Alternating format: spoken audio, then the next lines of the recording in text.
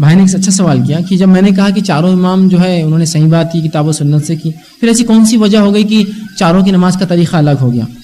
دیکھیے ایسی کوئی وجہ نہیں ہے جس سے ہم بتا سکتے کہ چاروں امام کا نماز کا طریقہ الگ ہے، سوائے اس کے کہ سب میں تکبیر اولیٰ کرنا ہے، سب میں ہاتھ باندھنا ہے، سب میں سمیع اللہ لمن حمدہ ہے، سب میں رکوع ہے، سب میں سجدے ہے، سب میں 2 رکعت کے بعد قاعدہ ہے، سب میں 3 رکعت والی تو تیسرے پہ قاعدہ ہے، 4 رکعت کی ہے تو پہلا قاعدہ دوسرے پہ ہوگا، دوسرا قاعدہ چوتھی پہ ہوگا، سب کا وہی ہے۔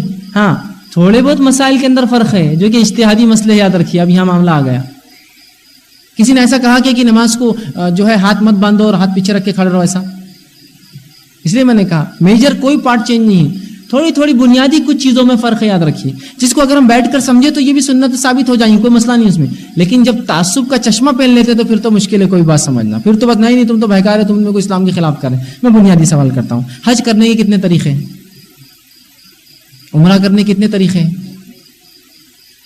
زکات دینے کے کتنے طریقے؟ یہ 2.5% دیتے، انہوں 3.5 دیتے، انہوں 4.5 دیتے، انہوں 5 دیتے، انہوں پوری دولت ہر سال دے دیتے کما کر۔ کتنے طریقے ہیں بتائیں، کتنے طریقے ہیں؟ ایک ہی طریقہ ہے زکات دینے کا۔ روزے رکھنے کتنے طریقے ہیں؟ ان کا فجر کے بعد شروع ہوتا ہے، ان کا ظہر سے شروع ہوتا ہے، ان کا عصر کے بعد، ان کا مغرب کے بعد، ایک ہی وہی تمام۔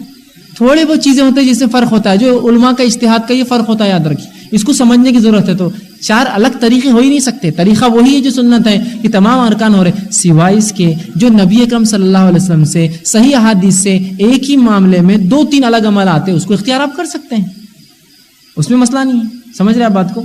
لیکن وہ الگ نہیں ہے کچھ بھی۔ جیسا کہ آپ صلی اللہ علیہ وسلم جو ہے رکوع میں جاتے تو کبھی جو ہے سبحان رب العظیم پڑھتے، کبھی سبحان رب العظیم و بحمدہ پڑھتے، کبھی اس کے علاوہ بھی پڑھتے سمیع اللہ لمن حمدہ ربنا لک الحمد، کبھی ربنا ولک الحمد، ربنا ولک الحمد حمدا کثیرا طیبا مبارکا فیہ، کبھی اس سے بھی لمبی لمبی طویل دعائیں پڑھتے۔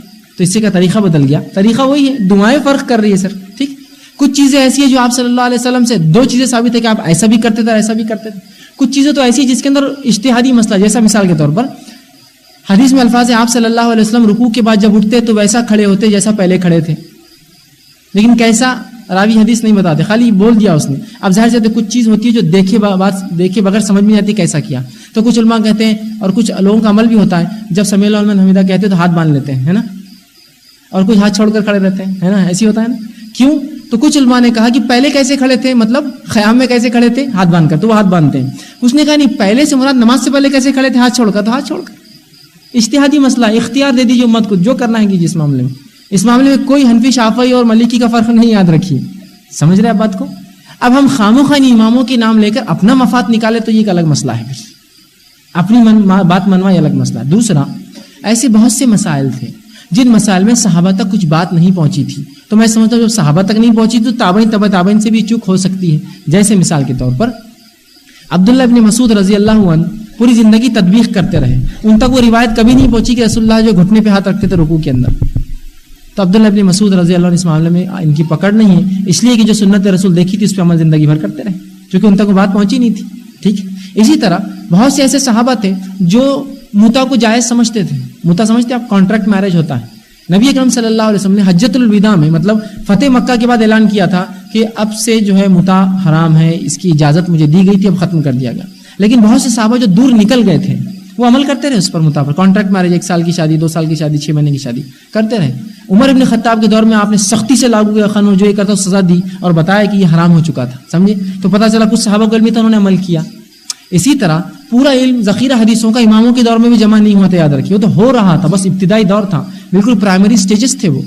تو اگر کچھ بات ان تک نہ پہنچی ہو، اور جب بات نہ پہنچی ہو تو وہ ایک عمل پر عمل کرتے رہے، تو اس کا مطلب یہ تو نہیں ہم اس پہ اڑ جائیں گے، نہیں وہ جو کر رہے تھے ہم ہی کریں گے، جبکہ سنت بعد میں آئی ہے نا۔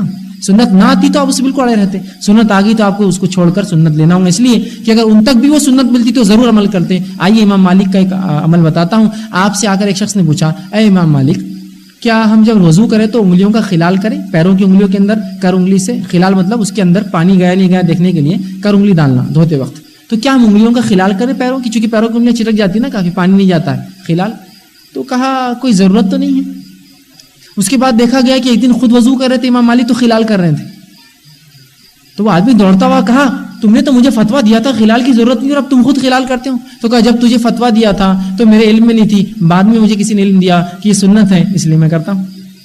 بدل دیا اپنا فتویٰ اور عمل، کیا یہ کہا نہیں میں ایسے کروں گا، اور اس نے اڑ گیا نہیں امام مالک نے ویسے کہ میں ایسے کروں گا۔ ان تک علم نہیں پہنچا تھا، کہہ دیا ضرورت نہیں، علم پہنچا کہہ دیا کہ اب مجھے پتہ چل گیا عمل کر لو، سمجھے آپ بات کو؟ تو ایسی بہت ساری باتیں ہوتی ہیں. اور امام مالک کا ایک بڑا اچھا قول تھا, وہ جب بھی حدیث کا درس دینے بیٹھتے مسجد نبی میں بیٹھتے اور رسول اللہ صلی اللہ علیہ وسلم کی خبر پیچھے ہوتی اور وہ آگے بیٹھے ہوئے ہوتے.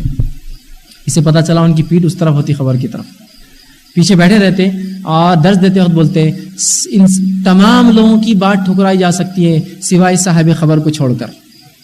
دنیا میں تمام علماء کی فتاوے بات ٹھکرائی جا سکتی ہے سوائے صاحب خبر کو چھوڑ کر, رسول اللہ کو چھوڑ کر تمام کی بات انسان کو اختیار ہے, چاہے مانے چاہے چھوڑ دے. تو صحیح بات ہم کو مل جائے تو ہم اس پہ عمل کریں. تو یہ ائمہ نے جب تک عمل کیا اپنی زندگی میں, ان تک جو باتیں پہنچی وہ بری الذمہ ہیں.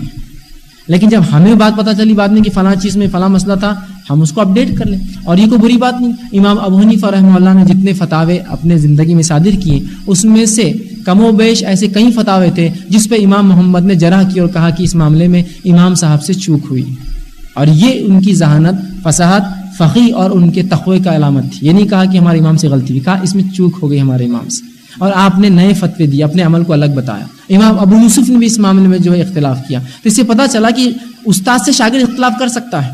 اسی طرح امام مالک سے امام شافعی نے اختلاف کیا, حالانکہ استاد تھے ان کے. سمجھا بات کو؟ بتانے کا مقصود یہ ہے اصل چیز ہے کتاب و سنت, آ جائے تو تسلیم, جب اس سے ثابت نہ ہو تو پھر آپ کو اختیار ہے, آپ الگ الگ علماء کی اجتہاد پر عمل کر سکتے ہیں. تو اس کا طریقہ بھی سنت سے ثابت ہے, بس اتنا ہے کہ ہم کو دیکھنا ہے, پڑھنا ہے. جہاں سنت واضح عمل کر لیجیے, جہاں اجتہاد کا مسئلہ ہے اس پہ آپ جو ہے چھوڑ دیجیے. انسان کو چاہے تو کرے چاہے تو نہ.